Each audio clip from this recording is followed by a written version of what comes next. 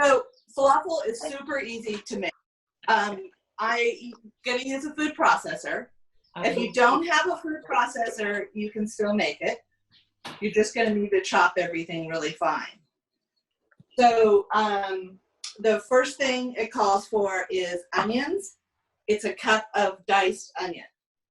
The onions, when you chop the onions, you're gonna food processor, hopefully you have a food processor. So you can start by rough chopping the onions. They don't have to be chopped finely. So I'm putting in the onions first. And then I'm gonna put in garlic. So I went ahead and did some of the garlic. There are 2 to 3 cloves of garlic. Depends on how garlicky you like it. I like a lot of garlic. So again, I'm just going to chop the garlic roughly.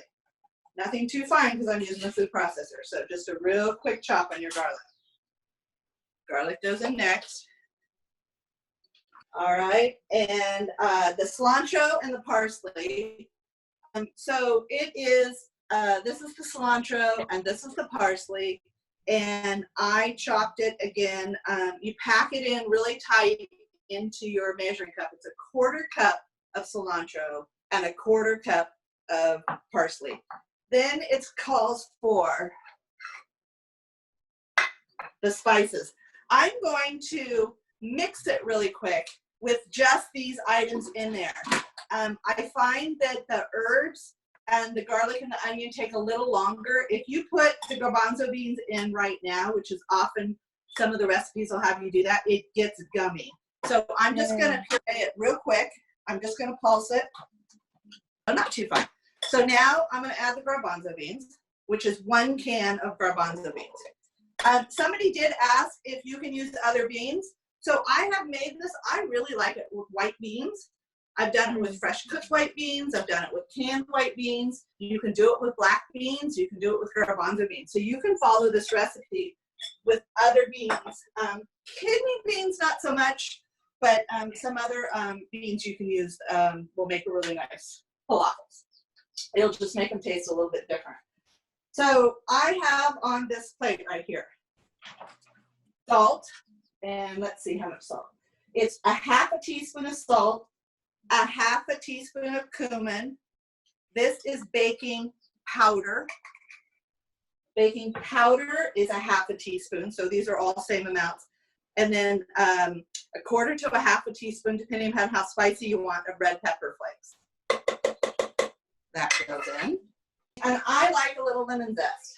This is sort of an optional thing on the recipe, but we do use lemon. At Castilleja, we use lemon zest in there. I was hoping Israel, I could hear Israel on here. Israel's the one who makes these. I'm gonna puree it now. It's just gonna be a couple of quick pulses. You don't puree it too much because you don't want it gummy.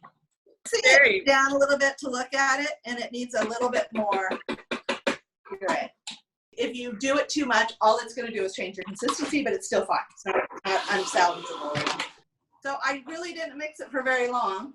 If it's pureed too much, it can be a little gummy, but I like it with a little bit more, not too pureed. Okay. So the way you finish it and the binding is egg and flour are the binding agents for this. If you're vegan and you don't want to use egg, that can be an egg substitute in some recipes. We haven't had a huge amount of success when we do it in our huge quantity, but in a smaller quantity, I think it works. This is my egg. I'm going to mix it. It's 1 egg, and it's a 1/3 of a cup of flour. So I'm mixing in the egg. I'm going to mix it first.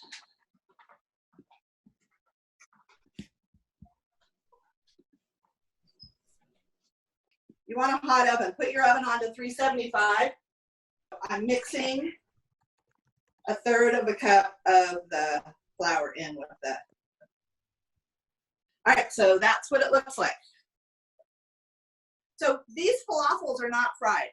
They're baked in the oven, and they're baked with olive oil. So the way you get still a crispiness on them is you take your pan, you put your oil on it. So I am putting a little bit of oil where I'm going to put my falafels for about 5 minutes. I'm going to get it hot, and then I'm going to scoop my falafels right on it. While I'm letting that get hot, why don't we make the yogurt sauce? So the yogurt sauce we do, it's more like kind of the Indian yogurt sauce than it is a tahini. I don't use tahini in this. At school, we do the same yogurt sauce. We use our Greek yogurt. So that's what I have in here. I have a half a cup of Greek yogurt, diced cucumber, chopped garlic, and then lemon juice is all it is. I'm doing 2 cloves of garlic. So I'm chopping up the garlic. About a half a teaspoon of salt, maybe a little more, to that. And then lemon juice is, it says 2 teaspoons. So I don't measure. So I'm going to add a little cayenne. Sometimes you can add paprika if you don't like the cayenne. So this is cayenne pepper. I'm just adding a tiny bit, just to give it a little bit of heat. All right, so that's the yogurt sauce. And by now my pan is hot, so I'm going to get out my pan. I'm going to put it right here.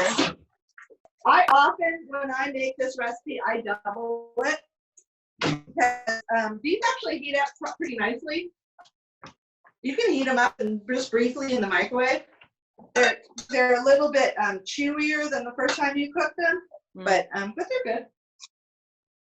So I'm just going to pat them down just a little tiny bit. Put olive oil over the top of them. And I'm going to put them in the oven. So here they are. They're sizzling. You see they're getting brown on top. And sometimes, you know, we flip them a little bit, give them a little pat down. If you want to keep them more round, you can, but I like them a little flat. But there you go. I'm going to put it on the other side and let it finish for 15 minutes. I'm looking for brown on both sides, yeah, pretty much. They crisp up on both sides. And they've always been fine in the middle when they're brown on both sides. I've never taken them out and had them be raw or anything. And that's it.